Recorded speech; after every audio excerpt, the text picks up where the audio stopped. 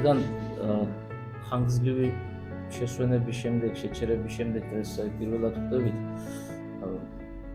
მეტწილად გამოიკვეთა თემა, რაზე უნდა ვილაპარაკოთ. სანამ იმ კონკრეტულ საკითხს შევეხებოდეთ, რაზეც იყო საუბარი, ესაია წინასწარმეტყველი ასეთი რამე თქვა, ხოლმე ესაიაზე იყო, რომ დავეწყო ესაიათი. მე მინდა გავლილი მასალა ძალიან მოკლედ გავიხსენოთ, იმიტომ რომ იმის გარეშე ცოტა რთული იქნება პირდაპირ კონკრეტულ საკითხებზე გადასვლა. განვლილ მასალაში რას გულისხმობ? აი თქვენც თუ დამეხმარები და პასუხები იქნება, არ არის პრობლემა, შეგვიძლია 2 ხმაში, 3 ხმაშიც მოკლე პასუხები. ჩვენ ასეთი რამე ვთქვით, რომ წმინდა წერილი იყოფა 2 ნაწილად. სხვანაირად ბიბლია იყოფა 2 ნაწილად, ხო? ბიბლია ბერძნული სიტყვა და ქართულ თარგმანში წიგნების კრებულს ნიშნავს.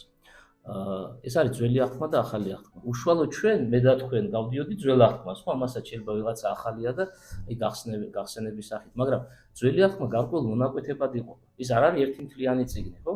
წიგნების კრებულია ასევე ძველი აღთქმაც და მაგალითად პირველი ნაწილი არის მოსეს ხუთწიგნეული. შემდეგ გრძელდება ისუნავესის წიგნი, მერე მოდის საჯულთა წიგნი, მერე მოდის რუთის წიგნი, მერე მოდის პირველი მეფეთა, მეორე მეფეთა, მესამე მეფეთა, მეოთხე მეფეთა, პირველი ნეშტა, მეორე ნეშტა, აღარ გადაკლით. ეხლა რაღაცა ნაწილი ძველი აღთქმის წიგნებისა ცალკე გამოიყოფა, თუმცა იქ შედის, რა თქმა უნდა, ძველ აღთქმაში ანუ ბიბლიის კრებულში და მას ეწოდება საწინასწარმეტყველო წიგნები.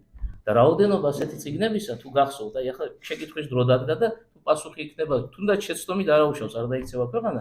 რაოდენობა ამ საწინასწარმეტყველო წიგნების არის 16, თუ გაგახსენდებათ. იმიტომ რომ წერალი წინასწარმეტყველები, ხაზს გაუსვამ ამ გადაგავიმეორებ ისევ ამ შესაბამის ტერმინოლოგიას, წერალი წინასწარმეტყველები, რაოდენობა ამ ადამიანებისა იყო 16.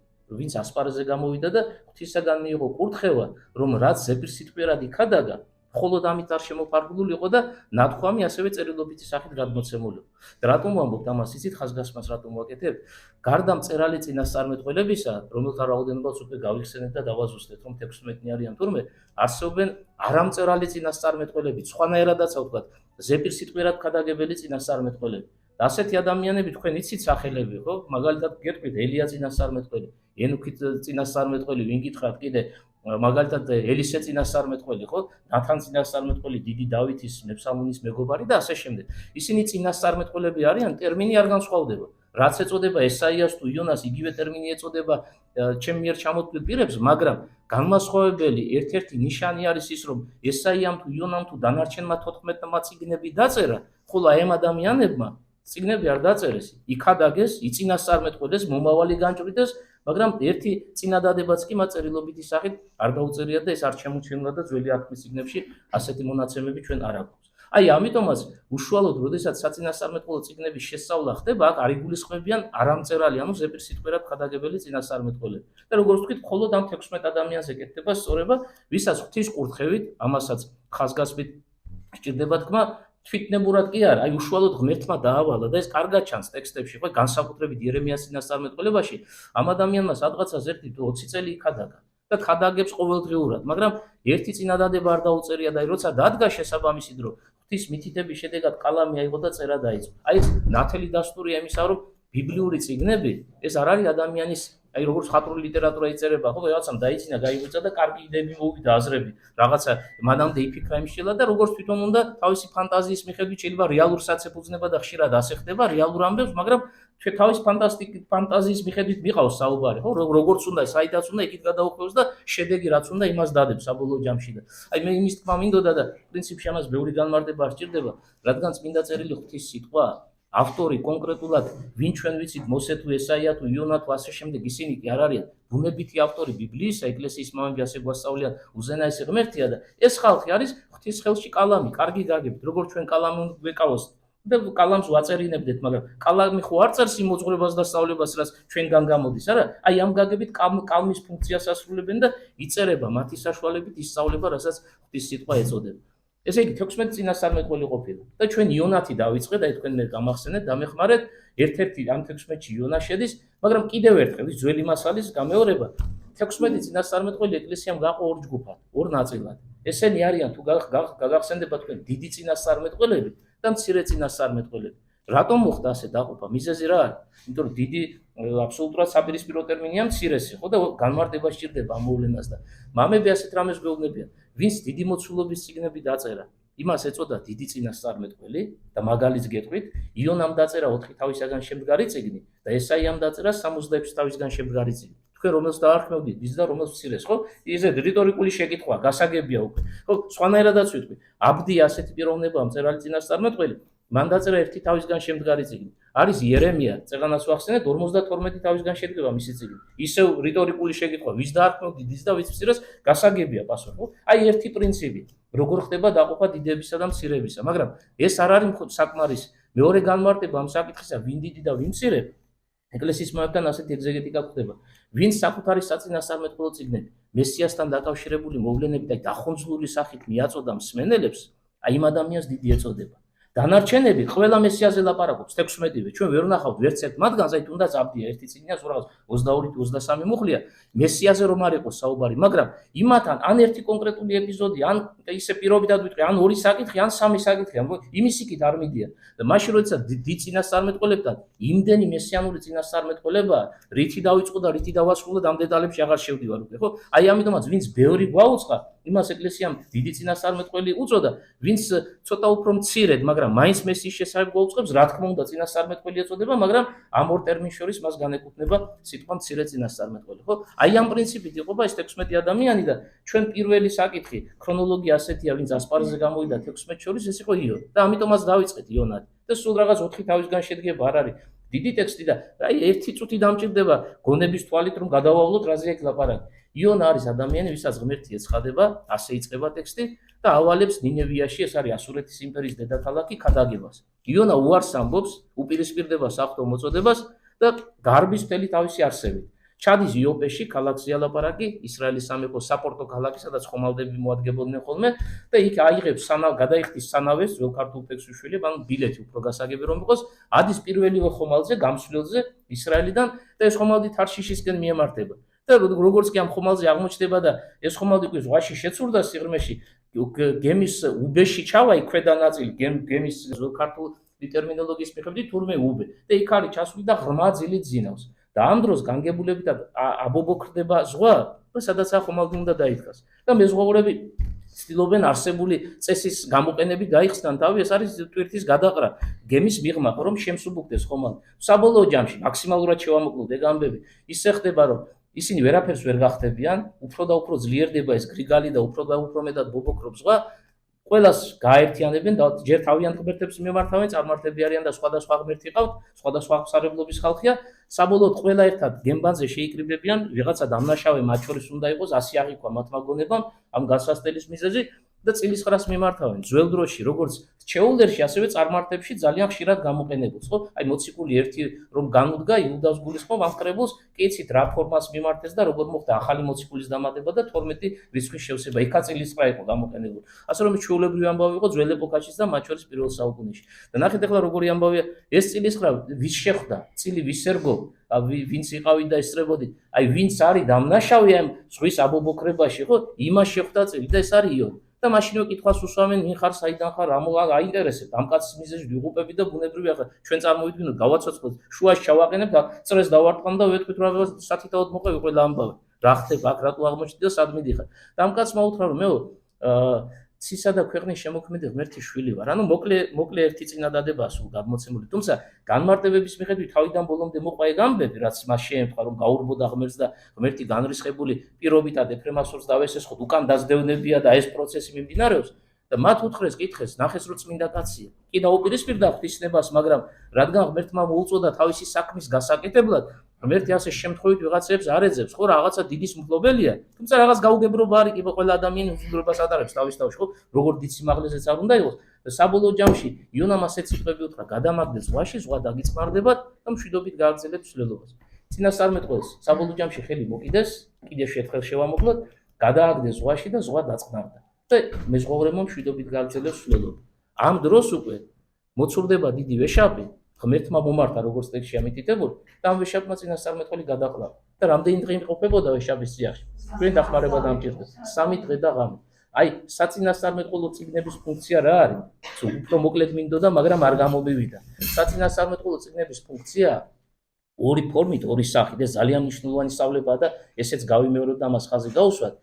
მიაწოდოს კაცობრიობას მოძღვრება მესიამ ხსნელის შესახებ. ამ ორ ფორმაში რა იგულისხმება? ესაიასთანაც შეხვდება მე ეს ფორმები და ამიტომაც ამის გაცოცხლება, ამის აღდგენა და გამეორებაა საჭირო.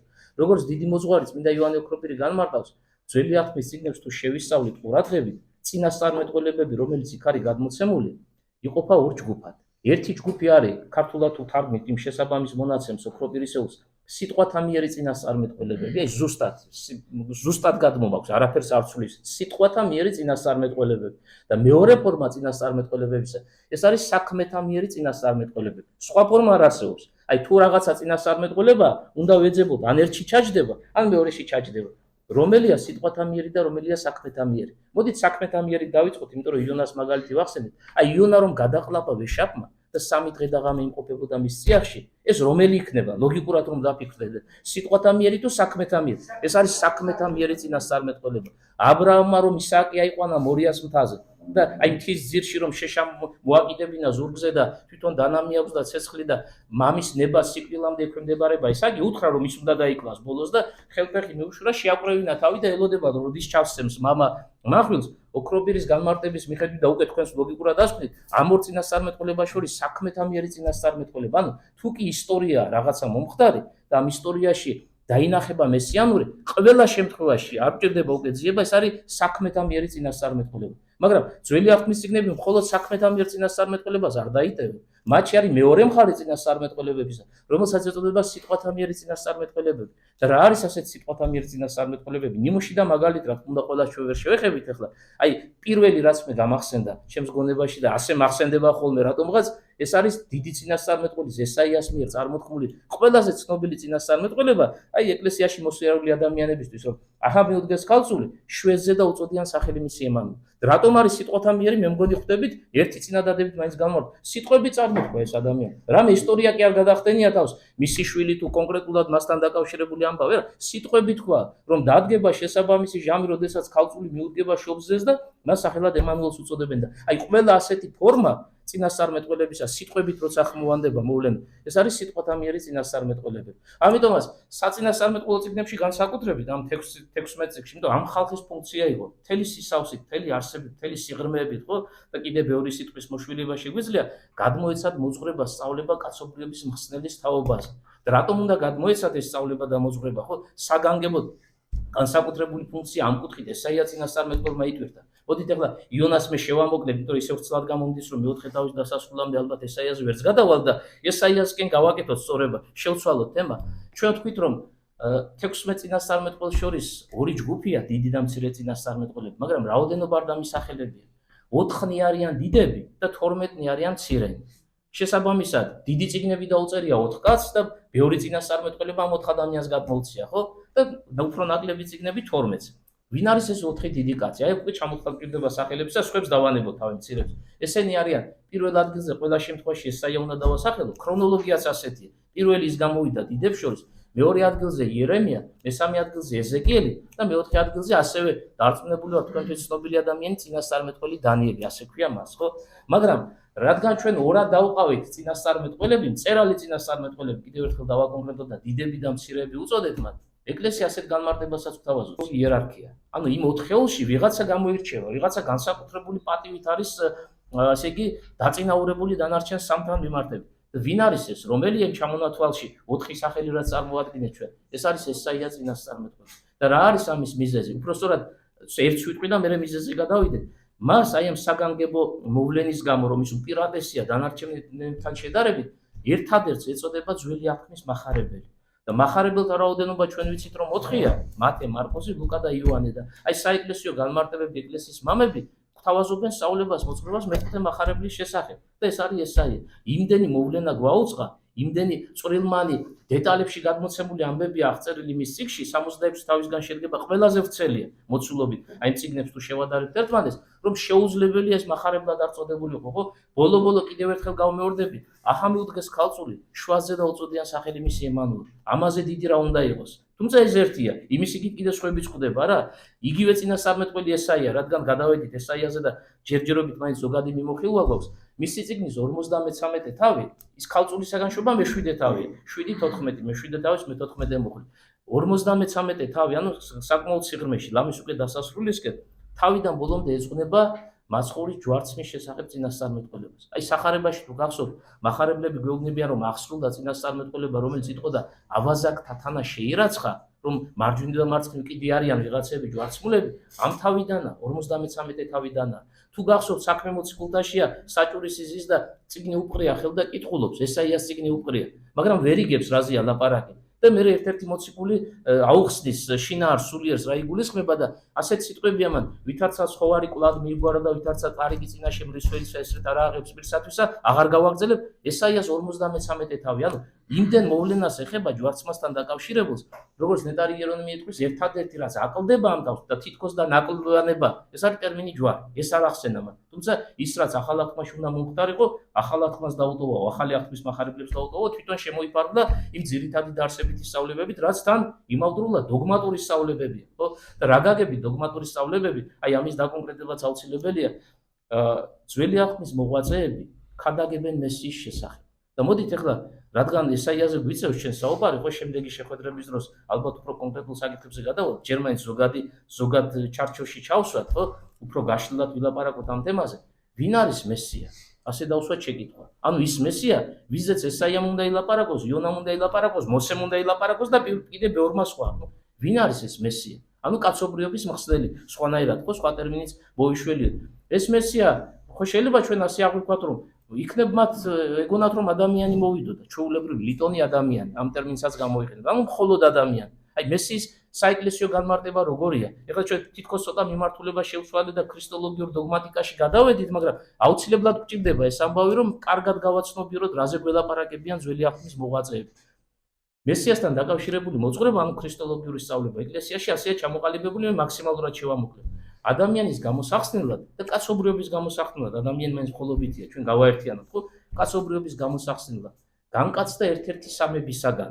არა ყოვლადწმინდა სამება, რაც გულისხმობს მამას, ძეს და სულიწმინდას. ხო, სამებაზე როცა ვლაპარაკობ, აი ეს ისეთი საკითხია, რომ ამის გაცნობიერება აუცილებელია. სამებაში ყველა შემთხვევაში ყოველთვის მოიაზრება მამა, ძე და სულიწმინდა. ხო, სამება არ არის ძე, სამება არ არის მამა, სამება არ არის სულიწმინდა. აი ვიღაცამ რო თქვას, რაც მე ხლა წერმა ვთქვი, რომ სამება მამა, ეს უკვე დოგმატური ცდომილება, ხო? ან რომ თქვას, რომ სულიწმინდაა სამება, დოგმატური ცდომილება.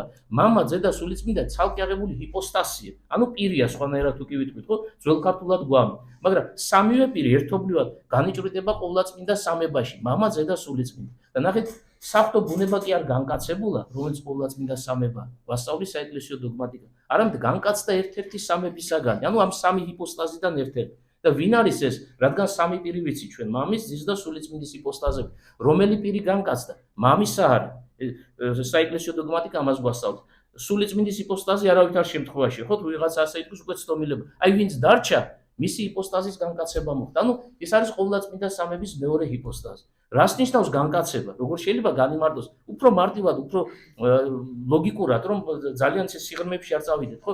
განკაცება ნიშნავს იმას, რომ ყოვლადწმინდა სამების მეორე ჰიპოსტაზი, რომელიც დაუსაბამო და მარადიული ღმერთია, აი ყურადღება მიაქცეთ, დაუსაბამო, მარადიული, გარშემოუწერელი, ყველგამყოფი ღმერთი. ანუ თავის თავში სრული სისავსი დაიტევს საფრთხო ბუნებას, საფრთხო ბუნებაში არსებულ თვისებებს, ყველა თვისებას, რაც ამ ბუნებისთვის არის ნიშანდობლივი. ყველა თვისება განიჭვრიტება ცალკე აღებულ ძელში, ცალკე აღებულ მამაში, ცალკე აღებულ სულიწმინდაში, როგორც ამას საეკლესიო მოძღვრება გვასწავლის. მაგრამ ჩვენ ისევ ძესთან ბრუნდებით. აი ეს ძის ჰიპოსტაზი, რომელიც დაუსაბამო და მარადიული ღმერთია, ანუ დროჟამში არ შექმნილა და არ არსებობდა და რაღაცა დროს არსებობა შემოვიდა, ასე არ არის საკითხი. მარადიულად არსებობს. აი როგორც კი მამა, მაშინვე ძე. და რადგან მამას დასაბამი არ აქვს, თუ როგორც კი მამა, მაშინვე ძე, ლოგიკურად გაყევით ახლა პასუხს. რადგან მამაა დაუსაბამო, ძეც დაუსაბამოა, ხო? დაუსაბამო. აი ამიტომაც განკაცებაზე როცა ლაპარაკი და მესიაზე როცა ლაპარაკი, ცოტა ტერმინი შევცვალო და სხვანაირად თქვა, მესია უნდა ყოფილიყო ის, ვინც ყოვლადწმინდა სამების მეორე პირია და განკაცება და წუთისოფელში მოსვლა გულისხმობდა იმას, რომ საფრთხო ბუნების მარადიულად, მუდმივად, დაუშორებლად მფლობელი ძის ჰიპოსტაზი გარკვეულ ჟამს, კერძოდ პირველ საუკუნეში შეიერთებდა ადამიანურ ბუნებას ამ ჰიპოსტაზში და როგორც ორბუნებოვანი ისე მოევლინებოდა ქვეყნიერებას. ერთი მხრივ ძის ჰიპოსტაზი მარადიულად საფრთხო ბუნებას ფლობს საკუთარ ჰიპოსტაზში, მაგრამ მეორე მხრივ ადამიანური ბუნების შეერთების შედეგად, აი უკვე განკაცებული სახით მოვიდოდა წუთისოფელში. და რატომ იყო ეს აუცილებელი? იცით? საფრთხო ბუნება ვერ დაიბადება. ვერც მუცლადღება მოხდება მის. იმიტომ რომ გარე შემოუწერელი არანივთიერია, ხო?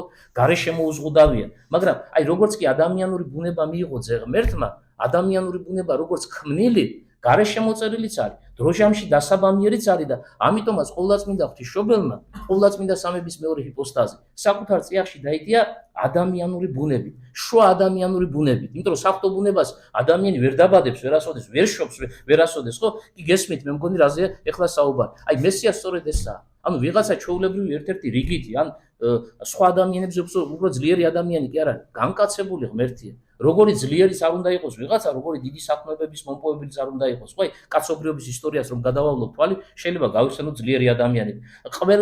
ყველასგან განსხვავდება, იმ გაგებით განსხვავდება, რომ ჩვეულებრივი ადამიანი, თუნდაც რომ ყველაზე ძლიერი სოფლიოს ისტორიაში ყველა შემთხვევაში ადამიანი, ანუ ლიტონი ადამიანია, სხვანაირად ვიტყვი, მხოლოდ ადამიანია, კიდე შევცვალოთ ერთი ტერმინი, ხოლო იესო ქრისტე ლიტონი ადამიანი არ არის, მხოლოდ ადამიანი არ არის, არამედ ღმერთიც არის და ადამიანიც არის. ამიტომაც მისი განკაცება გულისხმობს ღმერთის ადამიანად მოვლენებას ქვეყნიერებას. აი ასეთი მესიის შესახებ გადაგებენ ძველი აღთქმის წინასწარმეტყველები და მათ იციან რომ ეს ასე მოხდება. აი მე აქამდე მინდოდა მივსულიყავი, ხო? ესეც საინტერესო საკითხი ერთ-ერთი. იციან თუ არ? იქნებ არ იციან. იქნებ და ეს იმდენად დიდი საიდუმლოა რომ სანამ სათანადო დრო არ დადგა და პირველი საუკუნე არ მოვიდა და არ მოხდა ღმერთის განკაცება და არ გამოიტყვა და არ განიმარდა, მანამდე ამას ვერ მიწვდებოდა ადამიანური გონება. შეიძლება რაღაცამ ასე დააყენოს ეს საკითხი. არა, ამ ადამიანებმა ჩვენ ახლა ერთეულებზე ვსაუბრობთ, რჩეულებზე ვსაუბრობთ, ღმერთისგან მოწოდებულებზე ვსაუბრობთ. საეკლესიო ლიტერატურას თუ კარგად შევისწავლეთ, პირდაპირ მკაფიოდ არის ნათქვამი, რომ არა საფრთხო ბუნების წმინდა ანასტასი სინელი, წინამძღვარი წყაროს ვასახელებ, ავტორს ვასახელებ, არა საფრთხო ბუნების მოვლენებას მოუწყებლობდნენ. ვიღაცას რომ ესე თქვა უკვე დოგმატური ცდომილება. როგორ შეიძლება დოგმატური ცდომილების მატარებელი ჭეშმარიტების გადაგებელი იყოს, ხო? გამორიცხული ამბავი. ამიტომაც საფრთხო ბუნების განკაცებას კი არ მოუწყებლობდნენ. არამედ ღმერთის სიტყვის, ანუ ზეღმერთის სიტყვა იგივეძია, ლოგოსი, ხო, ბერძნულ ტერმინს თუ მოვიშვილი, მის მოვლენებას იუწყებოდნენ, მის მოვლენებას ინასწარებდნენ. ეს უკვე სწორია. საფრთხო ბუნება არ მოვა ადამიანად, არამედ სიტყვა მოვა, ლოგოსი მოვა, ძემო. ეს უკვე რა თქმა უნდა სწორი დოგმატური სწავლება. მეტის თქმაც შეგვიძლია. არა მხოლოდ ზეღმერთის მოვლენებას იუწყებოდნენ. მე ამაზე თქვენთან თავის დროზე მილაპარაკე, უბრალოდ იმდენად მნიშვნელოვანია, მოკლედ გავახმოვანებ ამ მოწყობასაც. აი როგორი იქნებოდა ძის ადამიანური ბუნება, ზეღმერთის ადამიანური ბუნება. ამას ჯერ კიდევ რომ ეს მოვლენა არ მომხდარა, ფიზიკურად ჭრედნენ, ხო? სულიერი თვალებით ფიზიკურად ჭრედნენ. იმიტომ რომ გამოცხადებები ძველ აღთქმისეული, თეოფანიები ძველ აღთქმისეული, მათ შორის ესაიასთანაც ხდება, როგორ მოხდა მისი დადგინება საწინასწარმეტყველო მე-6 თავში დეტალურადაა მოთხრობილი. ხედავენ ეს ადამიანები, ანუ წინასწარმეტყველებს გულისხმობ, ადამიანის გარეგნობით, ყოვლადწმინდა სამების მეორე პირს. მაგრამ ჯერჯერობით განკაცება არ მომხდარა, ქრისტეშობამდელი ეპოქაა და აი ამ ადამიანის გარეგნობით განჭვრეტილი ძის ნაკვთები, აი ჩვენ ყველა ერთმანეთისგან გავსხვავდებით, ხო, მე რო შემოვალ იცით ირაკლი ვარ და პირობითად მამა გიორგი შემოეცით, მამა გიორგი არ გავართ ერთმანეთს ასე რაღაცა გაგებით ყველა ადამიანი ერთმანეთს გავართ, მაგრამ ჩვენი ნაკვთები ერთმანეთისგან გვასხვავებს და აი ეს ნაკვთებიც კი განჭვრეტილი ქონდათო გვეუბნება საეკლესიო ლიტერატურა, ისევ კონკრეტულ წყაროს დავასახელებ, იმდენ მნიშვნელოვანია წმინდა ანასტასის სინელი და ისევ კვლავ მისი წინამძღვარი ერთ-ერთი გამორჩეული ძეგლი, რომელშიც უამრავი საღვთისმეტყველო საკითხია განმარტებული. თუმცა არა მხოლოდ ის, მაგრამ ამ ეტაპზე მხოლოდ ერთი განმარტებით შემოვიფარგლოთ, ხო? ასე რომ ნახეთ როგორი ვითარება ესაია წინასწარმეტყველზე, როცა მოგვიწევს ჩვენ ლაპარაკი და კონკრეტულ დეტალებს შევეხებით, აი უკვე ამ ინფორმაციით უფრო კარგად გვეცოდინება, როგორი სიღრმეების ფრთხილველები იყვნენ აი ეს პიროვნებები, ესაია თუ ნებისმიერი სხვა. რომ მიუხედავად იმისა, ჯერჯერობით შესაბამისი ჟამი არ დამდგარა, პირველი საუკუნე არ მოსულა. ყველა დოგმატურ სწავლებას, რაც მე ეკლესიაში საუკუნეების განმავლობაში გაიშალა და გამოიტყვა და ფორმაში მოიქცა და ტერმინოლოგია დაიხვეწა და აი ასე შეგვიძლია ჩვენ დღევანდელ დღეს წავიკითხოთ, ისინი ამას სულიერად აცნობიერებენ. და ამ ცოდნას ფლობენ და ამ ცოდნით შედიან ურთიერთობაში კაცობრიობასთან, ამ ცოდნით იწერება ძველი აღთქმის წიგნები და შესაბამისად, რადგან სწორად იცნობენ ღმერთს და სწორად იციან რა მოხდება მომავალში, მათგან გადმოცემული სწავლება შეცდომა საკუთარ თავში არ მოიცავს, იმიტომ რომ ვინც კარგად იცის საქმე, აი სწორად იცის და ზუსტად იცის, ის ადამიანი შეცდომას არ დაუშვებს, ხო შეცდომას ვინ დაუშვებს? ის ვინც არ იცის, რაღაცები მისი ცნობიერების მიღმა რჩება და ადვილი და მარტივია მან შეცდომის დაშვება და აი ამიტომაც ყველა ის სწავლება და მოწყობა რაც მათთან არის გახმოვანებული,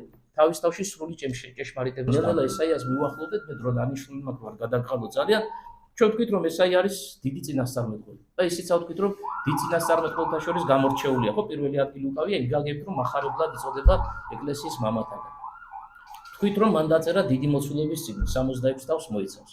მაგრამ მისი წიგნი, აი, როდესაც შესწავლა იწყება ისაიას წინასწარმეტყველებებისა, როგორც წესი, აი, აკადემიაშიც ეს პრინციპი გვაქვს შემუშავებული, ვიწყებთ მე-6 თავით. რა არის ამის მიზეზი? საწინასწარმეტყველო დადგინება მე-6 თავშია გადმოცემული. როგორ გამოეცხადა ღმერთი, როგორი ხილა უზენაესი, რაღაცა მოქმედებები ხდება, ამ მოქმედებების შედეგად ესაია წინასწარმეტყველი გახდება და მერე უკვე იწყებს საზოგადოებასთან ურთიერთობას.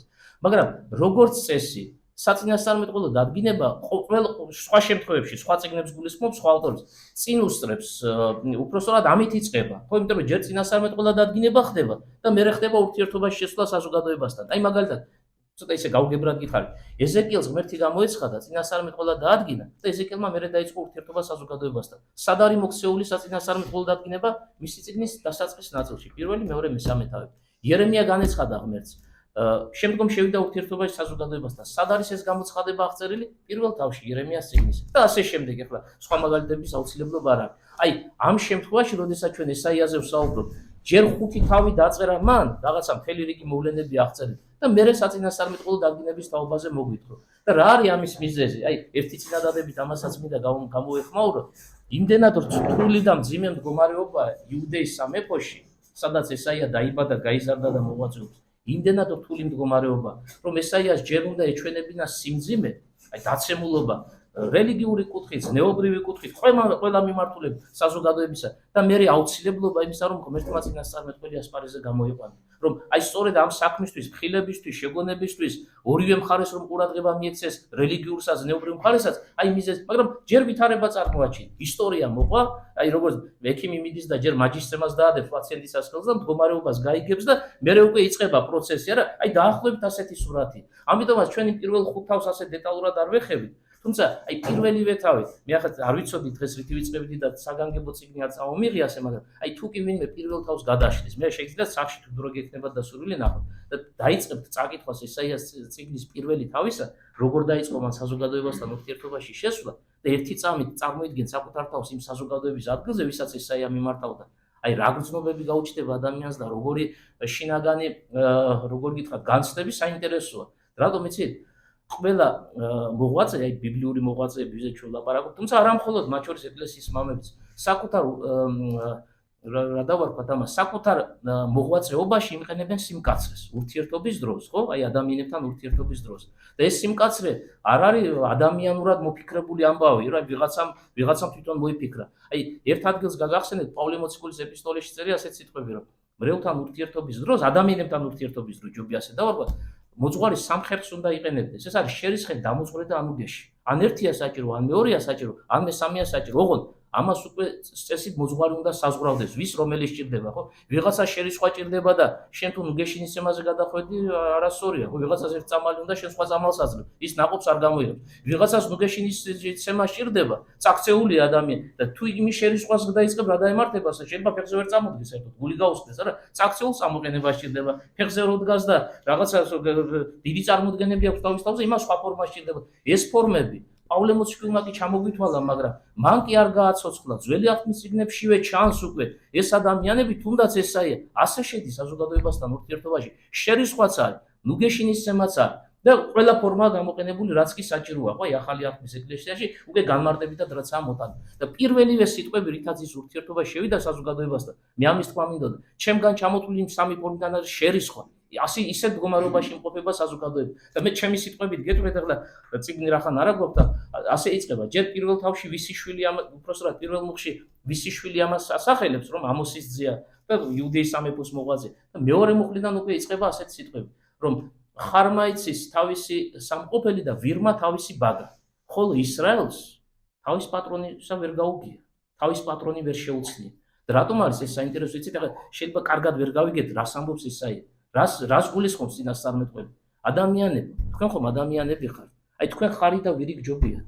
და როგორ ხარი და ვირიდან ჯობია, რამხელა შეურაცხყოფა, ახლა ვიღაცა მოვიდეს და გითხრას, რომ პირუტყვი შენზე უკეთესია. რანაირადაა ჩემზე უკეთესი პირუტყვი? მე ხო ადამიანი ვარ. სად მე როგორც გვირგვინი ღვთისმკვლელობა და სად პირუტყვი, ხო? ის დროებითი არსებაა, მოკვდა და დამთავრდა, არაფერი არ რჩება მისგან. მაგრამ სხვანაირად ეს ხალხი ვერ გაიგებს ვერაფერს და მაგრად უნდა ეტკინოთ. აი მაგრად უნდა გამწარდნენ, რომ იქნება სიმწარეში და ტკივილში რაღაცა ცოტათი მაინც ცირედით მაინც აზროვნება დაიწყო. რატოა ეს სახე ნიმუში მოტანილი, ხო? ეხლა განმარტებაც უნდა მოიშველიოთ. ხარს რომ გადევნი დილით სახლიდან, საღამოს რას აკეთებს? სხვის სახლში არ მივა. იცი სად უნდა მივიდეს, ხო? თავისი სახლის კარებ. მივა იქ და იქ გაჩერდება. ის ვირიც სადღაცას წასული და იბალახებს ცოტა ისევ თავისი პატრონის სახლთან. ანუ პატრონი იცის ვინ არის და ისრაელი რა მდგომარეობაში ამას უსვამს ესაიახას. ისრაელი რომელიც მოაზროვნეა განსხვავებით ერთისგან თუ მეორისგან. პატრონს ვერ ცნობს. ანუ ეს პატრონი უზენაესი ღმერთია, მაგრამ დავიწყებული ყავს თავისი შემოქმედი და სხვა ღმერთებთან დაეხეტება და ასეთი ღმერთების რაოდენობა ჩამოთვლა აღარ დავიწყოთ, რა ვიცი, რითი უნდა დავიწყოთ და რითი დავასრულოთ, რა აურაცხელი რაოდენობა. ამიტომაც იმდენად კაცრი სიტყვებით დაიწყო ურთიერთობაში შესვლა საზოგადოებასთან, იმდენად კაცრი, რომ მოსასმენად ჩემ თავს წაღან გითხარით ეს ნიმუში ერთი წამით რომ შენი თავი დააყენო და იფიქრო ეს ადამიანი შენ მოგმართავს, ასე მსუბუქად და მარტივად მოსასმენი არ იქნებოდა და ბარემ აქვე ვთქვათ, რადგან ესაიაზე ვსაუბრობ, იცით შედეგი რა გამოიღო? ესაიას ასეთმა დამოკიდებულებამ საზოგადოებასთან, ხალხთან და თან მარტო დაბალ ფენას კი არ ელაპარაკება ასე. ერთ-ერთი ნიმუში ღვთისგან მოწოდებული ჭეშმარიტი მოღვაწეა.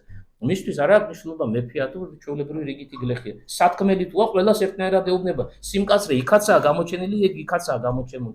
ერთ-ერთმა ებრაელმა მეფემ, რომელსაც სახელად მანასე ეწოდება, მისი მოკლის ბრძანება გააცემინა. და როგორც ამას გვეუბნებიან შესაბამისი ტექსტები, ხარ ეს ბიბლიაში არ არის ასე დაცული, მაგრამ გვაქვს აპოკრიფული წყაროები, გვაქვს ჰიმნოგრაფიული მასალა, გვაქვს ეკლესიის საეკლესიო ეგზეგეტიკა, შუაზე გახერხეს და ასე მოკლეს. ანუ მკვლელობაც არის და მკვლელობაც ადამიანისა, ხო? აი ხის სახერხი რომ არის, ხო ვიცით, ხეს რომ ხერხავენ, არა? პირდაპირ ქვია, მე მგონი თუ არ ვწდები, არა? აი მსგავსი ხერხი შუაზე გადაიხერხა წინასწარმეტყველი და მოწამეობრივად აღესრულა. ანუ იმ გზაზე დადგა, რაზეც ბევრი სხვა დამდგარა უფრო ადრე თუ უფრო გვიან და აი მისი აღსასრული მრავალწლიანი ქადაგების შედეგად ასეთი გამოდგა. რატო? იმ სმენელმა საზოგადოებამ მეფის სახით, ხო, ვერ დაიტია რასაც ეს ამბობდა. თუმცა მან ფეხი არ მოანაცვლა, მაინც იმდენი უკეთურება ჩაიდინა მანასემ, რომ გაჩუმება არ შეიძლებოდა და ასე დასრულდა მისი ისტორია. თუმცა დიდი მოძღვრება, მრავალი სწავლება, მრავალი საინტერესო შესაბამისი ცნობა მან დატოვა, შემოკრიბა თავის ციფრში და აი როგორც გითხარით, ეს წიგნი 66 თავისაგან შედგება. სხვადასხვა მას ყავდა მეუღლე და ყავდა ორი შვილი. ეს შვილებიც ისეთ ცოტა უცნაური სახელებია, ებრაული სახელები და თუმცა ღრმა შინაარსი დატვირთული, ამ სახელებში უბრალოდ გავახმოვანებ და არ ვეხებით ახლა განმარტებას. პირველ შვილს, უფრო შვილს სახელად ერქვა იასუბი და მეორე შვილს ერქვა მაჰერ შალალ ხაშბას. ასეთი ცნობა ებრაულში დაცული. რაც ქართულ თარგმანში ნიშნავს სწრაფად იალაფი მკვირცხლად გაძარცვა. ენა ერთი სრული წინადადება და თან ისეთი წინადადება ებრაელი მეომრები რომ ბრძოლის დროს იყენებდნენ გამამხნევებლად. ხო არის რაღაც შემორჩება ხოლმე ფრაზები, ანდაზები, რაღაცეები ერში და თაობიდან თაობას გადაეცემა და აი ეს ხო საბრძოლო ფრაზა. ომში წასული დანაყოფები ებრაული ერთი მხარე მეორე შეძახებდა, მეორე პირველ შეძახებდა და კიდევ უფრო გულიანად ეცემოდნენ მტერს და ადამიანთან დაკავშირებითაა გამოყენებული. თუმცა რაღაცა გარკვეული ღრმა შინაარსითაა დატვირთული და დაგვცალდება იმედია რომ მივიდეთ შესაბამის ადგილზე, მე უკვე გავშალოთ ეს თემატიკა, ხო, მე ჯერჯერობით ზოგადს გეუბნები. და სხვადასხვა ერთი ოქროპირისეული შეფასება გამახსენდა. ზოგჯერ ადამიანებიო ფიქრობენ რომ აღმატებული მადლი რომ მოიპოვონ ცოლზე უარი უნდა თქვან, შვილებზე უარი უნდა თქვან და ასე შემდეგ, ხო, რაღაც განსაკუთრებული ასკეტური ცხოვრება უნდა დაიწყო. მაგრამ თუ ნახავთო იმ მოღვაწეებს რომელიც ღმერთმა გამოირჩია და დიდ სიმაღლეზე აიყვანა, აი მაგალითად წინასწარმეტყველი ესაია. ცოლიც ყავდაო, შვილებიც ყავდაო, მაგრამ დიდი წინასწარმეტყველი რომ გამხდარიყო და მახარებელი ძველი ახლისა, ამაში არ ცოლს არ შეუშვია ხელი და არ შვილებს. ანუ ეს მადლი მოიპოვა, რითიც ის განსაკუთრებული მომავლის გამცხადებელი შეიქმნა. ასე რომ ჩვენი დასაწყისი საკითხი, რითაც ჩვენ მსჯელობას უნდა შევუდგეთ, ეს არის ესაიას წიგნის მე-6 თავი, რომელშიც საწინასწარმეტყველო დადგინებაზეა ლაპარაკი. მე ხლა თან ცოტა ბოდიში გამოთქმაზე ფეხს ვითრევ, თან გადავიდე და მე გავწყვიტულცებ რომ რაღაც გაუგებრობა არ დავტოვო, მაგრამ ზოგად ცნობების ფაქტობრივად ჩვენ ამოვწუროთ ახლა უსაშველოდ ამდენის გადაცემა რა შეიძლება არ ვიცი, გამეორების აუცილებლობაც არ არის და მოდი მე უკვე დრო გვიჩვენებ, სად გავჩერდები. პირველი მუხლი ასეთია. ოზიას გარდაცვალების წელს მეფეა დასახელებული იუდეისა ერთ-ერთი მეფე ბიხილე უფალის საყდარზე მჯდომი. აი პირველი წინადადება, პირველი მუხლი მე-6 თავის ასეთი. ეხლა აქ არის რამდენიმე საინტერესო საკითხი. პირველი ის რომ ოზია დაასახელა, მისი გარდაცვალება დაასახელა, მეორე ის რომ საყდარზე მჯდომი უფალი ხილა და ჩვენ რიგითობა დავიცვათ. რას ნიშნავს ოზიას გარდაცვალების წელს ვიხილე უფალი? ოქროპირის საგანგებო ყურადღებას აქცევს ამ ეპიზოდს და ასეთი მსჯელობა გვხდება მასთან. ოზიას გარდაცვალების წელი ეს არის ოზიას შვილის იოთამის გამეფების წელი. ოზია რომ გარდაიცვალა, ოზიას შვილი მოვიდა ხელისუფლებაში და მის შვილს იოთამი ერქვა სახელად. და წესითო ესაია წინასწარმეტყველს უფრო ლოგიკური იქნებოდა ეთქვა იოთამის გამეფების წელს ვიხილე უფალი საყდარზე მჭდა. იმიტომ ეს დადებითი მოვლენაა იოთამის გამეფება და ადამიანის გარდაცვალება უარყოფითია, ხო და აი უფრო ლოგიკური იქნებოდა, უფრო როგორ გითხრათ, კითხველისთვის უფრო გასაგები იქნებოდა, რომ აი ამ კონკრეტული ადამიანის ხელისუფლებაში მოსვლისას ღმერთი გამოეცხადა საყდარზე მჭდომი. ეს კიდეც საინტერესო თემა, ამაზე მე უფრო ცვლად შეიძლება საუბარი. უქროპი რას აგრძელებს? შეგნებულად გამოიყენა მან ეს ფორმა. ოზიას გარდაცვალების წელს ვიხილე უფალი. რადგან ამ ფორმით მართალია ერთი წინადადება და გაშლილი საკითხი არა, მაგრამ რაღაცა საიდუმლო სწავლება გადმოგვცა ეს საერთოდ. და რა არის ეს სწავლება? და უქროპი უკვე განმარტებას იწყებს. მეფე ოზია, აქ დასახელებული და გარდაცვლილი იმ წელს რომ გარდაცვლილა და ესაია იმ წელს წინასწარმეტ ყოლა დადგენილი. ეს არის კაცი, რომელმაც იუდეის სამეფოში იმეფა 51 წელი. ანუ საკმაოდ რეგრძელი იყო და 51 ნახევარ საუკუნეს გადაცდე მონარქის პატივით, ეგ არა პატარა ამბავი იყო, ძალიან ისეთი ხანგრძლივი მოცემულობა. მაგრამ მისი ცხოვრება, როგორც ოქროპირი აგრძელებს, ორ ნაწილად იყოფა. ეს არის პირველი 40 წელი და დარჩენილი 11 წელი. ეხლა რა ყოფს ამ მონაკვეთს? მიზეზი რა არის, რომ 40 და 11. პირველი 40 წლის განმავლობაში მეფე ოზია მეტნაკლებად ღირსეულად იქცეოდა, კარგად იქცეოდა. მან იუდეის სამეფო საკმაოდ გააძლიერა, ბევრი რეფორმა შემოიტანა, რაღაც ახალი შენობებიც ააგო და ასე შემდეგ და ასე შემდეგ. ეხლა დეტალებს ის აუცილებლობა არ არის. მაგრამ აი 40 წელი როგორც კი დასრულდა და მეორე მონაკვეთი დაიწყო მისი ცხოვრებისა, ანუ 11 წლიანი პერიოდი დამასრულებელი, აი რაღაცები შეიცვალა. და ეს ცვალებადობა განპირობებული იყო ზუსტად პირველი პერიოდი. და ნახეთ, ისე ოქროპირის განმარტებას ვიშველიებ, იმდენად გაამპარტავანდა საკუთარი წარმატებებით ეს ადამიანი, იმდენად გული მოეცა და საკუთარ თავზე დიდი წარმოდგენები შეიქმნა, რომ მას უკვე მხოლოდ სამეფო პატივი აღარ აწყობს. იმიტომ რომ მეფე, კი ბატონო, მეფეზე დიდი ვინ არის ახლა სახელმწიფოში ძველი დროა გავიხსენოთ, ხო? ეპოქა მონარქზე მაღლა საუნდა წახვიდე, როგორ უნდა გაკურთხო, რა თანამდებობა უნდა ჩაგაბარო, არ არსებობს მეფე არის მწვერვალ, მაგრამ აი ამ პარტავნების ნება, ოქროპირის უშველიების ისევ და ისევ ისეთი მდგომარეობა, რომელიც ის რაც შენ გაქვს და რასაც ფლობ, იმას არ გაკმარებს და კიდე სხვა რაღაცას გაძებნილებს, ოღონდ რას გაძებნილებს, რაც შენ არ გეკუთვნის. და ნახეთ ახლა ერთი პარალელის გავლება შეგვიძლია, ზეცაში მოხდა ამბოხება ანგელოზისა და დედამიწაზე მოხდა ამბოხება შემოქმედის წინააღმდეგ ჩვენი პიროვმშობლებისა. რა იყო ორივეგან მიზეზი? ამასაც მოკლედ შევეხები მე. ერთგანადაც და მეორეგანაც ჩვენ თუ განმარტებებს ვნახავთ. ანგელოზმა მოინდომა ღმერთობა და ჩვენმა პიროვმშობლებმა რა მოინდომეს? რა უთხრა დაცემულმა ანგელოზმა? გახდებით ვითარცა ღმერთები. ანუ ისეთი პატივი მოინდომეს, რაც მათ არ ეკუთვნით. ღმერთი ერთია. როგორ შეიძლება ჩვენ სურვილი გქონდეს რომ მე ღმერთი უნდა რანაირად ადამიანი? კი გქონდეს ეგ სურვილი, მაგრამ ეგ ხო უგვანი სურვილია და გაუგებარი, არასოდეს რო არ ასრულდება ესეთი სურვილია, ატარე რამდენის გინდა რა. ეს ხო გაუკუღმართება უკვე გონებისა და აზროვნებისა და მაგრამ რაღაცა ამ სურვილს წინაპირობები ახლავს და აი წინაპირობა არის ამ პარტავნების ნება. ამ პარტავნებამ დასცა ანგელოზი, ამ პარტავნებამ დასცა ჩვენი პიროვმშობლები, ხო? და ამ თემებზე ჩვენ ვილაპარაკია და ეხლა ამ დეტალურად და წყვილმანებს არ ვეხებით. ასე რომ, აი ამ პარტავნების ვნებამ, რითაც განიმჭვალა ეს მეფე, ჩვენ გავხსენებული ოზია, თავის თავზე დიდი წარმოდგენა შეაქმნევინა და არ არის რა საკმარისი მონარქის უფლებები, რაღაცა სხვა სჭირდება. და რა არის ეს სხვა?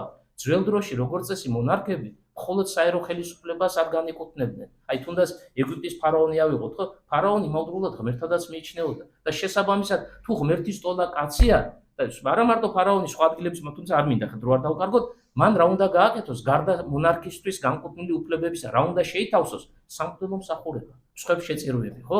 აი ამიტომაც მეფე ოზიამ გადაწყვიტა ასეთი რა.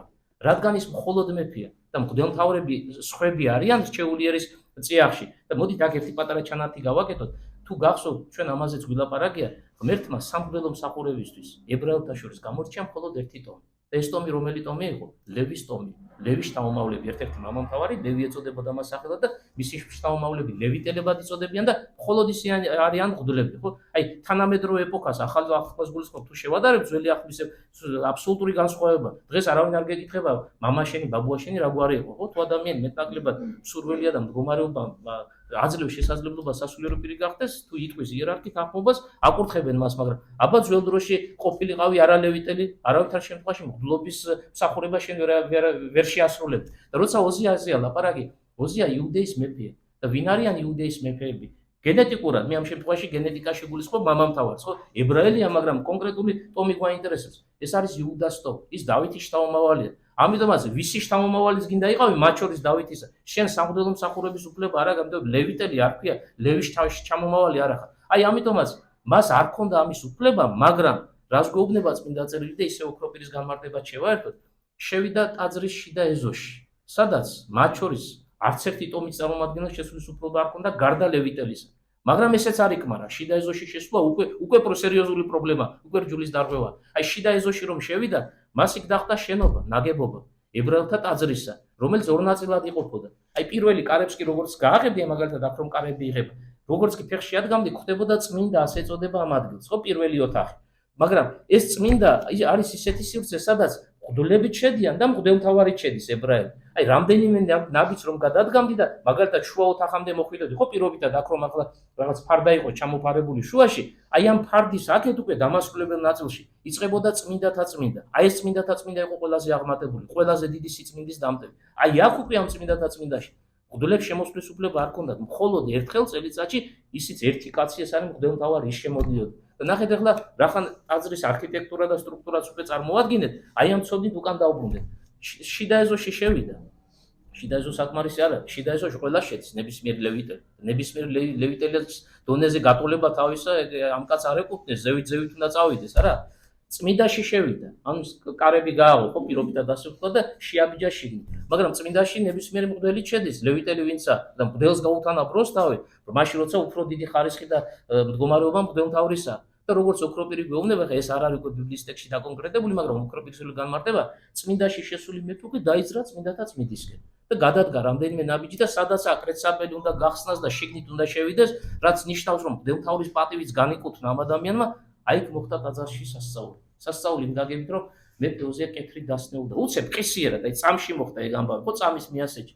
და კეთრის ესეთი დაავადება იყო, დღეს ეს არ არის, ადამიანის ფერი იცვლებოდა, კანის ფერი იცვლებოდა და უძურდებოდა პიროვნება და თვითონაც მეხვდა, რომ ყისიერად ცნეულება შეეყარა. და იქ მოყოფი ადამიანებიც, ლევიტელებიც, გაუგნებულები უყურებენ, რაქნან არიციან, რა უთხრან ამ კაცს, ხო? მის დღემში არ მოხდა ასეთი რაღაცა, ვიღაცა უცხო კაცია, თუნდაც მეფე იყოს, წმინდაშია შემოსული და იქითკენ მიემართება კიდაც წმინდათა წმინდისკენ. ესენიც გაუგნებულები და საბოლოო ჯამში იმდენად შეშინდა, რომ ცვლილობა ვეღარ გააგრძელა, უკვე ვერ მისცა თავს უფლება, გააჩერა ამ მდგომარეობამ და გავიდა ტაძრიდან, თუმცა რადგან მეფე იყო, მისმა შვილმა იოთამმა, ჩვენ ვინც ვახსენეთ ტექსტის დასაწყისში, მას სამკურნალო სახლი აუშენა იერუსალიმში და აი ეს 11 წელი ბოლოს რაც ჩვენ თქვით ორ ნაწილად რომ დავყავით მისი ცხოვრება, იმ სამკურნალო სახლში გაატარა. მაგრამ ოზიას დატოვება იერუსალიმში რჯულის დარღვევას ნიშნავდა და 11 წელი დღეა თუ ღამეა, ნებისმიერ წუთს, ნებისმიერ წამს რჯული რღვევა, რატომ? ძველი აღთქმის წიგნების მიხედვით, აი მოსეს 5 წიგნელში არის ეს კანონი მოტანილი, თუ ადამიანი კეთროვანი იყო, მას არ ჰქონდა უფლება საზოგადოებაში, ხალხში, ქალაქში, სოფელში, დაბაში გაჩერებული. ეხლა აი ამ კანონს თავისი, როგორ გითხრათ, პრაგმატული, პრაქტიკული ახსნაც გააჩნია. კეთრი იყო გადამდები დაავადება, ინფექციური დაავადება და მაგალითად ჩვენ შორის რომ კეთროვანი ყოფილიყო, ვიღაც ყველა კეთრით დაუსნეულდები და არ შეიძლება. უნდა გაიმიჯნოს, როგორც კი დადგინდება რომ კეთრი აქვს და ტყეში, ღრეში, სადღაცას იყვნენ, თუ განიკურნებოდა, იყო შესაძლებლობა განკურნება, გააჩნია საითკენ წავიდოდა დაავადება, მე ასეთ ადამიანს უკან აბრუნებდნენ, მაგრამ აი ოზია ამ დაავადების ქვეშ იყო მოქცეული 11 წელი და 11 წლის განმავლობაში რჯული დარღვეულია და თან ოქროპირისეული განმარტება მოუშვილიოთ ისე ოზიას სნეულება ჩვენ გვიჩვენებს ისრაელიერის მდგომარეობას. ანუ მართალია ერთ კაცზე ვლაპარაკობ, მაგრამ ხშირად ხდება ასე ბიბლიაში ერთი პიროვნების მდგომარეობა ზოგადად განივცობა მთელ საზოგადოებაზე. ამ შემთხვევაში მთლიან იმ ხალხზე, ვინც იუდეის სამეფოში ცხოვრობს, ისინი სულიერი გაგებით, ოღონდ ფიზიკური ამ კეთრის მატარებელნი არის. ამიტომაც აგრძელებს ოქროპირი 11 წლის განმავლობაში, სანამ ოზია სნეული იყო და ამ ქალაქში, იერუსალიმში, დედაქალაქში იმყოფებოდა, ზეციური კარიბჭეები დახშული იყო, ხატოვნად თუ კი ვიტყვით, უზენაესი ნება არავის არ ეცხადებოდა, ანუ არავინ არ იცის ღვთისნება რა არის, საღვთო გამოცხადებები არავის არ უნახავს, მათ შორის ამ გამორჩეულ მოღვაწეებსაც, ვისაც წინასწარმეტყველები ჰქვიათ და როგორც კი გარდაიცვალა მეფე ოზია, აი ეს სასჯელი განკუთვნილი რჩეულიერისთვის დასრულდა და წინასწარმეტყველი ესაია რას გვეუბნება ოზიას გარდაცვალების წელს ვიხილე უფალი საყდარზე მჯდომი. ეს არის სამახარებლო უწყება, რომ აი ეს სასჯელი, რაშიც ვიმყოფებოდით ყველანი ერთად, ყუანია, მართალია, ცუდია, კარგია და დასრულებულია და უზენაესი ღმერთი თავისი მოწყალებით კვლავ შემოდის ჩვენთან ურთიერთობაში და გვეძლევა შესაძლებლობა მანამდე მარტო დარჩენილებს და ჩვენ უნდა ვარგვიოთ რა არის კარგი, როგორ მოვიქცეთ და აი უკვე უზენაესის ნებას მივხვდეთ. ის გაგვეცხადება კონკრეტული პიროვნებების საშუალებით და ის ადამიანები იქნებიან წინასწარმეტყველი ესაიასი. აი ასეთი ფორმის არის და მე შევეცადე რომ სათანადო განმარტებას თქვენამდე მომეტანო. რაც შეეხება ერთ საათს შევეხოთ, აი ნახევარი მოვინიშნებთ და 26 წუთია და 4 წუთი და 4 წუთში დავასრულოთ, მაშინ რომ არ გადაგყალოთ. საყდარზე მჯდომი იხილა ესაიამ უზენაესი. ოზიას გარდაცვალების წელს საყდარზე მჯდომი უფალი ვიხილა. აი პირველი როცა ადამიანი ამ ადგილს კითხულობს, შეიძლება საყდარი გაუგივოს სკამს, ტახტს, რა ვიცი, ხა კიდე ბევრი ვარიანტი გვაქვს, არა? ტახტი და სკამი არ იგულისხმება, როგორც ამას ეკლესიის მომები განმარტავენ. არამედ მოიაზრება უსხეულო ძალა ერთ-ერთი. ანუ დასია ლაპარაკი ანგელოზებისა და ჩვენ აი აქ აღვადგინოთ დიონისე არეოპაგელის სათანადო მოძღვრება, რაც მე უკვე მოგვიანებით ივანე დამასკელთანაც არის გაზიარებული და საეკლესიო მოძღვრების სახით ჩვენთვის შემოთავაზებული უსხეულო ძალები, ანუ ანგელოზები. ისეთივე მოაზროვნეები არიან, როგორც ადამიანი. ოღონდ რა განსხვავებაა ჩვენ შორის ანგელოზებს და ადამიანებს შორის? ანგელოზი არის ერთი ბუნების დამტევი საკუთარ ჰიპოსტაზში, ანუ პიროვნებაში, ჩვენ რამდენი ბუნების დამტევი ვარ და შემომკრები ჩვენს პიროვნებაში, ჩვენს ჰიპოსტაზები ვართ. ყველა ჩვენგანი ცალკე აღებული პირია, ანუ იგივე ჰიპოსტაზია. ჩვენ ვართ ორი ბუნების მფლობელები, ხორციელი და სულიერი ბუნების. ამიტომაც ანგელოზის პიროვნებას, ანუ ჰიპოსტაზს ეწოდება მარტივი ჰიპოსტაზი, სადაც ერთია იქ სიმარტივეა. ხოლო ადამიანის ჰიპოსტაზს და პიროვნებას ეწოდება არა მარტივი, არამედ შედგენილი ჰიპოსტაზი, ანუ შედგენილი პიროვნება. ანუ ამ გაგებით ორივენი მოაზროვნე ვართ, მაგრამ არსებითი განსხვავება მაინცაა. ჩვენში სული და სხეულია, იქ სხეული არ არის, მხოლოდ სული. და რას გვეუბნება საეკლესიო განმარტება? ანგელოზების დიდი სიმრავლე და აურაცხელია მათი რაოდენობა. დაუთვლელია, როგორც დიონისე არეოპაგელი გვეუბნება, ხო? ერთ-ერთი თავი ასე აქვს დასათაურებული თავის ცნობილ არეოპაგებულ კორპუსში, იმის შესახებ, რომ დაუთვლელია ანგელოზთა ოდენობა. და მე განიხილავს, რომ ჩვენ კონკრეტული მათემატიკური რიცხვებით რაღაც ჯამამდე ვერ მივვალთ. თუმცა ზოგადი მონაცემი მაინც ვიცით. კაცობრიობა ეს არის ერთი დაკარგული ცხვარი და ანგელოზი არის 99 დაუკარგავი ცხვარი და ახლა თქვენ გონებაში მარტივად შეიძლება შეადაროთ, ხო? იმდენად აღვემატებიან, როგორც 99 ცხვარი ერთ ცხვარს, ხო? ზოგჯერ არის ხოლმე ასეთი შეკითხვა და ცოტა გადაუხვიეთ ამიდან, ცოტა ესე შეიძლება ბავშვური იყოს, მიამიტური, მაგრამ თან სწორი მავდროულად. კი, მაგრამ ახალ-ახალი ნათლობის დროს რომ ფარველი ანგელოზი ეძლევა ადამიანს და მრავლდება კაცობრიობა, ხომ შეიძლება ამოიწუროს, იმიტომ რომ ანგელოზები ამ მრავლდებიან. ურთიერთშობადობა იქ არ ხდება, სხეული არ არის, ხო? რაც შექმნა ღმერთმა მორჩა. იმ რაოდენობით არიან მუდმივად, იმ პირველი შესაქმნიდან მოყოლებული. და ხომ შეიძლება ამოიწუროს კაცობრიობის გამწობის კვალობაზე. შეუძლებელია, თუნდაც იმ რაოდენობის გათვალისწინებით, რაც აგვემატებიან, შეუდარებლად აგვემატებიან და ერთ პრობლემა არ იქნება, თუ იმას კითხვა უჩნდება, რომ ფარველი ანგელოზი სადღაცას დარჩება თუ არა ბოლოსთვის ვიღაცისთვის, რომ მათი ოდენობა ამის შესაძლებლობას იძლევა. აი ამ ანგელოზთა დასების ჩამონათვალი დიონისესთან ასეა წარმოდგენილი. და მე სახელებს გეტყვით და აი მართლა უკვე დასასრულისკენ წავიდეთ და სერაფიმები, ქერუბიმები, საყდარნი, უფლებანი, ძალნი, ხელმწიფებანი, თავრობანი, თავარანგელოზი და ანგელოზი. ეხლა ცოტა სწრაფად ვთქვი, მაგრამ შეიძლება ვიღაცამ უკვე ყური მოკრა და დაიჭირა ერთ-ერთი ტერმინი. პირველ სამეულს მივაქციოთ კიდევ ერთხელ ყურადღება. სერაფიმები, ქერუბიმები, საყდარნი. დამარცვლით ვამბობ მესამე სახელს, ხო? ეხლა ესაიასთან დავუბრუნდეთ ისევ. ოზიას გარდაცვალების წელს ვიხილე უფალის საყდარზე მჯდომი. ანუ ვიზზე მჯდომი ხილაობს ზენაისი ღმერთი წინასწარმეტყველმა ესაიამ საყდართა დასზე, ანუ საკუთრივ უსხეულო ძალის იმ დასზე, რომელიც დიონისე არეოპაგელის საეკლესიო მოძღვრების მიხედვით საყდრად იწოდება, აი მასზე ამხედრებული უზენაესი და ისე ხედავს წინასწარმეტყველი ესაია მას. და აი სულ ბოლო ფრაზა და ნამდვილად უკვე რახან 30 ხდება, ამითი დავასრულოთ. ღმერთი რომ ხილავია, როდის გახდა ღმერთი ხილვადი? მაშინ როცა განკაცდა. ხო? იმიტომ რომ მაცხოვარი ადამიანური ბუნებით მოვიდა და მოციქულები ხედავენ, ადამიანები ხედავენ, ურთიერთობაში შედის, ისინი შედიან ურთიერთობაში და ძველ აღთქმაში რომ განკაცება არ მომხდარა და ღმერთი უხილავია, როგორ უნდა უხილავი, როგორ უნდა ნახო? გარეშე მოუწერელი როგორ უნდა ნახო? ჩვენ ამაზე უკვე ვილაპარაკეთ, იმიტომ გახდა ხილვადი პირველ საუკუნეში მაცხოვარი მესი, რომ მან ადამიანური ბუნება მიიღო. და ადამიანური ბუნება ხილვადია. ხო, ჩვენ ერთმანეთს ვხედავ და ეს ბუნება მიიღო, მაგრამ ჩვენეული ბუნება მიიღო, სრულად ადამიანი გახდა, ხო? სრულად ჩვენებრი გახდა, როგორც ეკლესიის მომები გვასწავლიან და ჩვენ როგორც ერთმანეთს ვხედავ და ასე იხილვებოდა ისიც, მაგრამ ძველი აღთქმის ეპოქა და როგორ უხილავი ხილული როგორ ხდება. ერთ ფრაზას გეტყვით და წერტილი დავსვათ. წმინდა ანასტასი სინელის განმარტება. ესაია ძველი ქართული ეფრემ ცირისეული თარგმანი. სახესაშინა კაცისასა იხილა უფალი. ანუ როგორ უხილავს უფალი ღმერთი ადამიანის გამოსახულების მქონე. და აქაც დავაკონკრეტოთ. ვინ არის ეს ღმერთი? სამება, ანუ ბუნება, ყოვლადწმინდა სამებისა? არა, ეკლესიის მამები ასე გვასწავლიან. არც მამის ჰიპოსტაზი, არც სულიწმინდის ჰიპოსტაზი, არამედ ყოვლადწმინდა სამების მეორე ჰიპოსტაზი და რამდენჯერ ვთქვი და გაგეღიმებათ, მაგრამ ეხლა მართლა ვასრულებ, რატომ იხილა სახესაშინა კაცისასა? ესეც უკვე წინასწარმეტყველებაა. რის შესახებ? რომ დადგება შესაბამისი ჟამი, ბატონო, რომ აი ის ვინც ადამიანის გამოსახულებით ეცხადება ის, მაგრამ ჯერ არ ადამიანად არ მოსულა ქვეყნიერებაზე, ჭეშმარიტად შეიმოსავს ამ ბუნებას, რითაც მას ესაია ხედავს 7 საუკუნით ადრე, პირველი საუკუნის დადგომამდე და მოვა როგორც სრული ღმერთი და სრული კაცი. აი ასე ეძლევა ცოდნა ამ ადამიანებს და მათ შორის იმ პიროვნებას, ვისაც ჩვენ ვლაპარაკობთ წინასწარმეტყველ ესაიას. ეხლა ნამდვილად გავჩერდი. წერილი დავსვათ. გავაკეთებ. ორი სიტყვისგან შედგება. ეს არის პრო და ფიმი. პრო არის წინ და ფიმი არის თქმა. და თვითონ ქართული ტერმინის ბერძნულსაც დავანებოთ წინასწარმეტყველი. ანუ ადამიანი ვინც წინ და წინ გვაუწყებს იმას, რაც ხვალ იქნება, ზეგ იქნება 1 საუკუნის მერე, 5 საუკუნის მერე, პირობითად რიცხვს არ აღნიშნულ. მაგრამ როგორც მინდა გრიგოლ დიალოგოსი განმარტავს დიდი მოძღვარი ეკლესიის, წინასწარმეტყველი არ ეწოდება ადამიანს მხოლოდ მომავლის მხედველს. რადგან დრო სამონაკვეთად იყოფა, სამ ნაწილად იყოფა და ეს დაყოფა უძველეს დროიდანვე მოყოლებული აღიარებული იყო. ეს არის ერთი მომავალი, მეორე წარსული და მესამე აწმყო. წინასწარმეტყველი იმის წინასწარმეტყველია, რომ მომავალ საჭვრეთს, თუ საჭიროებაა და ღმერთმა მომავალი გაუცხადა, თუ საჭიროებაა წარსულ საჭვრეთს და თუ საჭიროებაა აწმყო საჭვრეთს. ეხლა თვითონ მაგალითს გეტყვით, რომ მაინც ეს ზოგადად არ დავასრულო. მომავლის შესახებ წინასწარმეტყველება არის. ახლა მიუდგეს კალწული და შვედზე და უწოდიან სახელი მისი ემანუელ 740 წელი გავიდა ამ სიტყვების წარმოქმნიდან და მერე მოხდა ეგ ამბავი. ხო და ამ გაგებით მომავლის წინასწარმეტყველება.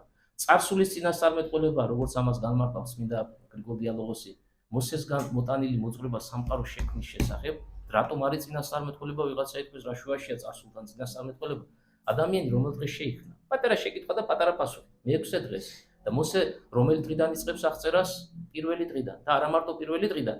დღეერთამდე რა ხდებოდა იმასაც გვეუბნება და საფამად ხნა ღმერთმა საიდან ქვეყანა და ასე შემდეგ. მეორე მოხლი მოყვება. ანუ ისეთ ისტორიას გვეუბნება, ძეხორციელი მომსწრე არ ყოლია. არავის ფიზიკური თვალით არ დაუნახავს. მზემფარი ვარსკვლავები იმის წინ თქვათ სტიქიონები როგორ შეიქმნა, წყალი როგორ გაიყო და ასე შემდეგ. არ ვეხები უკვე დეტალებს, საკმარის რა ჩამოთვალე, ეს არის წარსულის წინასწარმეტყველება. არ იყო ადამიანი, არავის არ უნახავს, მაგრამ წინასწარმეტყველი ამ ყველაფერს დეტალურად გვიყვება და ხო, პირველ დღეს ეს მოხდა, მეორე დღეს ეს მოხდა, არა და მაგალითად ადამი რომ პირველ დღეს შექმნილიყო, კიდე რაღაცა ლოგიკა თვითონ ხედავდა და გადაცემად მე ჩემ შულს უთყარი, იმან კიდე თავის შულს უთყვა და ასე ვიღაცასთან ეს ამბავი არავინ არ ყავს ამას ვხედავ. არავინ ამის თაობაზე არაფერი არ იცის.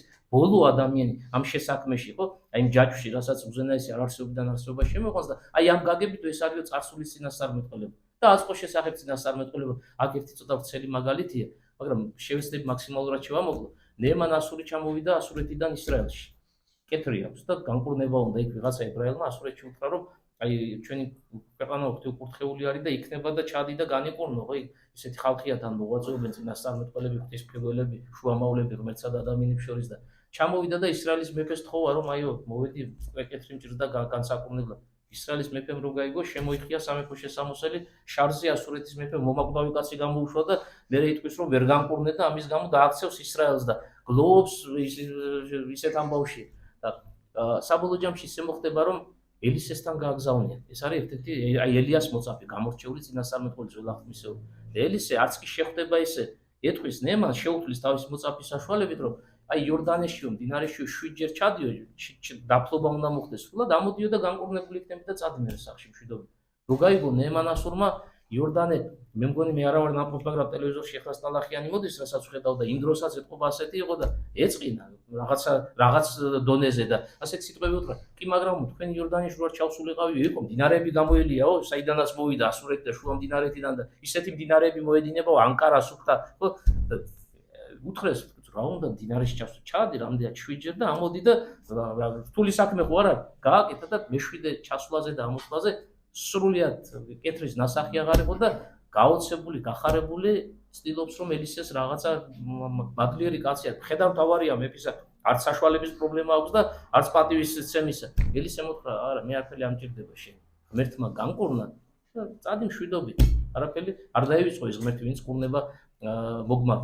და გზაში რომ მიდის ისე ელისეს მოწაფე გაეკიდება. გეეზი ასე ქვია ამ პიროვნებას. ვერცხლის მოყვარეობას ყავს შეპყრობილი და როგორც ივანე ოქროპირი თქვის, ადამიანში დაცემულობა და მიდრეკილება ცოდვისკენ, ცუდისკენ ყველაში გვაქვს, მაგრამ აი არ აღიარება ამისა პროგრესს ახდენს პიროვნებაში და უფრო მეტი ცუდი შემოდის მაშინ და ეს დაემართა გეეს.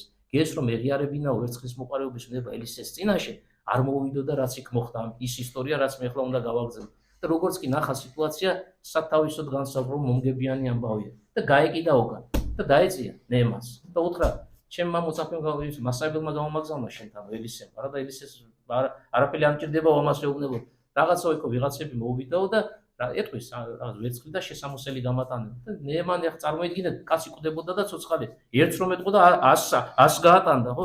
და წამოვიდა უკან დატვირთული ვერცხლით გეს. ამით ვერ მივა მოძღვართან, ელისესთან როგორ მივიდეს ახლა, ხო? და გზაში გადამალა ეს და მერე უკვე მივიდა მოძღვართან ელისესთან და როგორც კი შეხვედრა მოხდა მათი ელისე თვალებში უყურებს. იმანაც შეხედა ნეემანმაც და ისა ბოდიში გეზმაც და იქვე მოუყვა მთელი ეს ისტორია. რა გააკეთა ამ ადამიანმა, ეს რო გაეკიდა და ვერცხლი დამოართვა და ასე შემდეგ. და კეთრით დასნეულდა. ანუ ის კეთრით ან შეფასება ასეთია, რაც მოსცილდა ნეემანს, ამიტომ ეს პიროვნება განიფშვალა ამ კეთრით და ამით დასრულდა მოწაფეობა, მასწავლებლობა ამ ადამიანებისა და საბოლოო ჯამში აი მაგალითად იმის აწყოს წინასწარმეტყველება როგორ შეიძლება განისაზღვროს, იქ არ ყოფილა თვითონ არ უნახავს ფიზიკური თვალებით, მაგრამ როგორც კი ინებებს ღმერთი, ამით დავასრულებ ახლა მამაოს შეკითხვაზე პასუხის დაცემას, რომელი მხრიდანაც ინებებს რომ დააცხადოს საიდუმლო, თუ მომავლიდან მომავალი ცხადდება, თუ წარსულიდან წარსული და თუ აწყლიდან აწყლ და არცაც შეზღუდულობა არ არის, ხო? იმიტომ რომ ღმერთი ზედროულია და იქაცაა და იქაცაა თუ შეიძლება ასე ითქვას და ასე რომ სამივე დროს მოიცავს. პირველ შეკითხვაზე პასუხი ასეთი იყო. თუ კიდე გაქვს შეკითხვები მეორე? კი ბატონო. ანგელოზების იერარქია. ესეც წინასწარმეტყველის ერთ-ერთი სისი იყო. თუ აი საიდანიცე თვითონ იერარქია როგორი იყო, როგორი არის ანგელოზები. ანგელოზთა იერარქია როგორია? ამის შესახებ პირველი უძველესი წყარო რაც ჩვენ გაგვაჩნია, მე ვახსენე ეს ავტორი, სადაც წმინდა დიონისე არიოპაგელი, რომელმაც დაწერა რაც ჩვენამდეა შემორჩენილი, თორე რაღაცა ნაწილი დაიკარგა მისი შემოქმედებისა და რაც არ დაკარგულა და შემორჩენილია და მათ შორის ძველ ქართულადაც არის თარგმნილი, ამას ეწოდება არიოპაგეტული კორპუსი. 5 ნაწილისგან შედგება 4 წიგნია და ბოლოში 10 ეპისტოლე აბოლოებს ასრულებს. და ამ 4 წიგნიდან ერთ-ერთი არის ძველი ქართული თარგმანი ეფრემ ცირისა გახლავთ ზეცათა მღვდელმთავრობისათვის, ასე ქვია. თანამედროვე ქართულზე თუ გადმოვიდათ ზეციური იერარქიის შესახებ. აი, ამომწურავი სრულყოფილი ეკლესიისგან გაზიარებული და აღიარებული სწავლება სწორედ დიონისე არიოპაგელმა გადმოგვცა აი ამ ნაწილში, არიოპაგეტული კორპუსის იმ წიგნში, რომელიც იწოდება ზეცათა მღვდელმთავრობისათვის. ეხლა თქვენ შეკითხვა რას დასვით, ჩემი პასუხი ჯერჯერობით სრულყოფილი არ არის და ბოლომდე არ მითქვას. საიდანიც ის წმინდა დიონისე დიდი წმინდანია, პავლე მოციქულისგან მოქცეული, მათ შორის საქმეოციკულთაში არის დასახელებული დიონისეს პიროვნება, ათენში როცა გადაგებდა პავლე მოციქული, ორმა ადამიანმა შეისმინა მისი გადაგება, დანარჩენებმა არა. ეს იყო ერთი დიონისე და მეორე დამარისი. აი ამ დიონისეზეა ლაპარაკი არიოპაგელზე, მერე მოგვიანებით ხდება ათენის პირველი მღვდელმთავარი. და კითხვა ასეთი იყო, აი თქვენ კითხვას კიდევ ერთი მე შევამატე, დიონისემ საიდან იცის? საიდან რითი ხელმძღვანელობს ის, როცა იერარქიაზე გველაპარაკება და 9 დასს ჩამოთვლის. 6 ათონელის ერთი განმარტება, შეიძლება მე მithქვამს ადრე თქვენთან, მაგრამ ამ შემთხვევაში გამეორება მომიწევს. დიონისე როგორც პავლე მოციქულის მოწაფე და მისგან განსწავლული, ანუ მოციქულისგან განსწავლული, გვთავაზობს ამ ანგელოზთა იერარქიას. და პავლე მოციქული თვითონ ვინ არის? ასე დავსვათ შეკითხვა. პავლე მოციქული არის ადამიანი, რომელიც მე-13-მდე იყო აღტაცებული. და მან მთელი ეს მოძღვრება ანგელოზთა დასების შესახებ სულიერად განიცადა. როდესაც ებრაელები მდინარე იორდანის გადალახავენ, პირველი ქალაქი, რომელიც უნდა იყო იერიქონი. რას აკეთებენ იერიქონთან? 6 დღე თითოჯერ შემოუვლიან გარშემო ქალაქს იერიქონს და მე-7 დღე რომ დადგება, 7 ჯერ შემოუვლიან. ანუ მანამდე თითოჯერ ხდებოდა შემოვლა 6 დღე, 6 ჯერ ანუ ჯამი და მე-7 დღეს გაამრავლეს და 7 ჯერ შემოუვალეს. მაგრამ დღე მე-7-ია და შემოვლა 7. და მამები ასე განმარტავენ. მათ უნდა სწოდნოდათ, ანუ შეულოს უნდა სწოდნოდათ, რომ შემწე და დამხმარე აი ამ ბრძოლაში. პირველი ბრძოლა აქამდე 40 წელი არის უდაბნოში, ხო? არის ის, ვინც 6 დღეში შექმნა სამყარო და მე-7 დღეს გამისვენა. აი ღმერთი, რომელიც დასაბამის დამდებია პირველი კვირეულისთვის, პირველი 7 დღისთვის და შემოქმედი ამ ქვეყნიერებისა, ამის ხსოვნა უნდა ჰქონოდათ. აი ამ შემთხვევაში დაახლოებით ისეთივე ვითარება, მაკოვნებელი ნეემანის არის სამყაროს შემოქმედი ღმერთი და სამყაროს შემოქმედება, ჩვენ თუ შევაჯამებ და ყველა დღეს ერთად დავთვლით, ეს არის პირველი 7 დღე, ხო, 6 დღიანი შემოქმედება და თუმცა ის მე-7 დღეს არ აკლდება იმ ჩამონათვალს და ის ჯამში მივიღეთ უკვე 7. 40 დღესთან დაკავო 40 დღე, 40 წელი ეს როგორ შეიძლება, აი რასთან არის დაკავშირებული? 40 დღე და 40 დღე მაინც კონკრეტულად რომელ ეპიზოდს გულისხმობ? 40 დღე იმარხულდა. ხო, მე გასაგებია 40 წელი არა ეგვიპტეში იმაში 40 წელი არის ისრაელის ხალხმა ეს 40 და მე-40 დღეს ხდება ამაღლება 41 წლის წლის გადამოსვლა. კი ბატონო. სრამე ისეთ ეხლა ნახეთ 40 დღიანი მარხვა, მოსემას 40 დღე იმარხვა, სინასპაზე 40 დღე. ხო, შეიძლება 60 დღე იმარხვა, ხო, შეიძლება 40. მაგრამ აი მე ერთ-ერთი განმარტება რაც მახსენდება ამ საკითხზე ასეთია. 40 დღე ეს არის დრო, არფაზე როცა ლაპარაკი. რაც ადამიანური ბუნებისთვის შესაძლებელი აღსასრულებელი.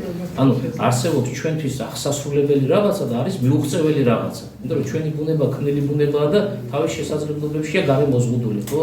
და სიმართლე გითხრათ, ერთი სიტუაცია იყო ასეთი, ერთი ადამიანი შემდგა, რომელმაც მითხრა საერთოდ არ მიჭამია არაფერიო, მარტო ზიარების საიდუმლოს რომ მივიღებდიო და სეფისკვერს რომ აძლევენ რა იქნება ხა იქ 2 ლოქმა სეფისკვერი, რამდენი დღე მიიღო 30 დღეზე მეტი ზუსტად ამოვიწყდა. 40-მდე ბევრი არ იყო მოკლედ იმდენად გაკვირვებული ერთი ადამიანი ნახე ასეთი ერთადერთი მე რაღაცა მოხდა და რაღაც მიზეზის გამო უწია ამის ნუ თქვა ან ძალები არ გამოგაყდა ან რა ძალები მომაყდა პირველი 3 დღე გამიჭირდა აი ძალიან გადასალახად ეს პირველი 3 დღე მე რაღაცა სამშენებლო საქმესაც ვაკეთებდი სახში ეზოშიო და რაღაცა პატარ-პატარა ძალიან ძიმეთ ვერთი არა მაგრამ პატარ-პატარა წონის აწევა ჩემეზლო გადატანა გაგმოტანაო და საერთოდ არაფერი პრობლემა არ მქონია უბრალოდ რაღაცა სერიოზული მიზეზის გამო მოუწია ამის დასრულება და ნახეთ რისი თქმა უნდა ისევით მივდივარ არსებობს ადამიანური ბუნების შესაძლებლობები და ეს შესაძლებლობები სამედიცინო კუთხე შევხედოთ ხო წმინდა წიგნის სამედიცინო შესაძლებლობების გათვალისწინებით ეს არის 40 დღიანი ვადა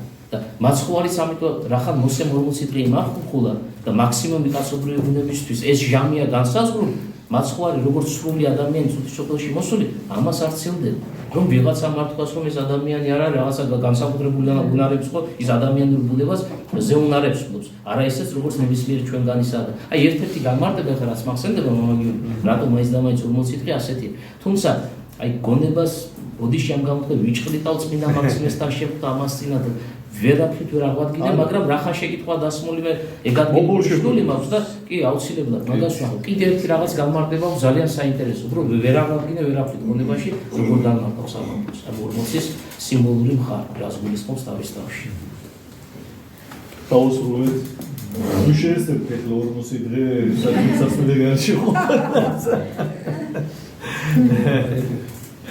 მადლობა, დიდი მადლობა ბატონ მერაკლისა, მადლობა თქვენ ჩემო ძვირფასებო.